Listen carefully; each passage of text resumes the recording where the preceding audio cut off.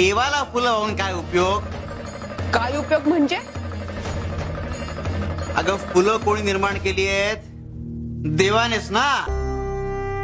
अगं त्याला असं काहीतरी दे जे तू निर्माण केलंयस. अरे मी माझ्या या हाताने बनवलेली खीर नैवेद्य म्हणून दाखवते की मी देवाला.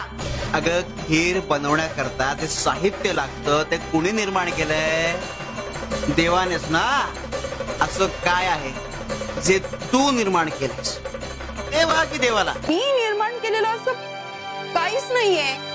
काहीच नाही कसं आहे की तुझा अहंकार तो तूच निर्माण केलायस ना. हा अहंकार माणसासाठी प्रचंड घातक असतो. तो माणसाचंच नुकसान करतो, पण माणसाला ते कळत नाही. नुसतं प्रत्येक